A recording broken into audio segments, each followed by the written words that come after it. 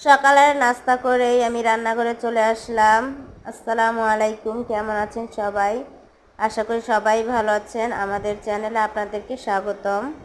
আজকে কী রান্না করব তাই আপনাদের সাথে শেয়ার করার জন্য এসেছি। তাহলে দেখুন, প্রথমে আমি করলা ভাজি করব। তার জন্য কড়াইতে তেল গরম করে পেঁয়াজ কুচি ভেজে নিয়ে তাতে সামান্য হলুদ গুঁড়ো ও লবণ দিয়ে নেড়ে চেড়ে নিয়েছি। তারপর তাতে কেটে রাখা আলু ও করলাগুলোকে দিয়ে দিয়েছি।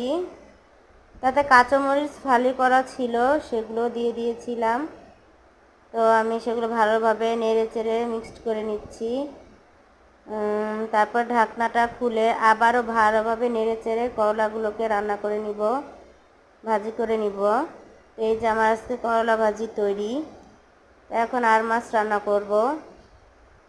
ফার্স্টে ভেবেছিলাম আমি আর মাছগুলোকে ভেজে রান্না করব, পরে ভাবলাম যে না থাক, আমি ভাজবো না। তারপরে সাথে সাথে উঠে ফেলেছিলাম।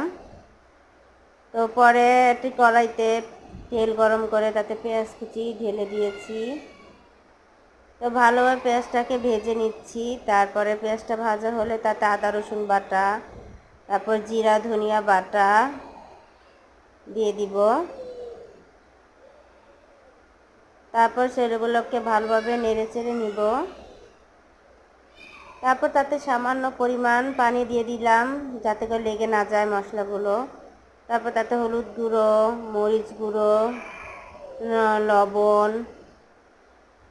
তা দিয়ে ভালোভাবে নেড়ে চেড়ে মশলাগুলোকে কষিয়ে নেব। তারপর নুন হলুদ দিয়ে মাখা মাছগুলো দিয়ে দিব। মাছগুলোকে ঢেলে নেওয়ার পর সেগুলো ভালোভাবে কষিয়ে নিব।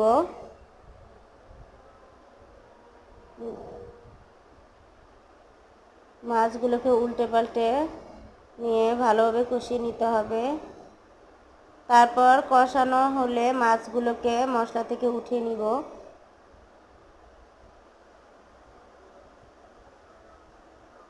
তারপর মাছগুলো উঠিয়ে নেওয়ার পর সেই মশলাগুলোতে আলু এবং একটু পানি দিয়ে সেগুলোকে ভালোভাবে সিদ্ধ করে নিতে হবে।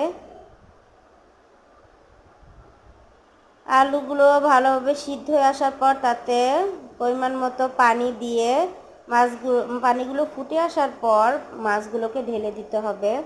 তারপর কাঁচামরিচ ফালি করে তা ছড়িয়ে দিতে হবে। সব শেষে মাছগুলো হয়ে আসলে জিরার গুঁড়ো দিয়ে ভাজা জিরার গুঁড়ো দিয়ে উঠিয়ে নিতে হবে। এই তো আজকের রান্না শেষ, মাছ ভুনা।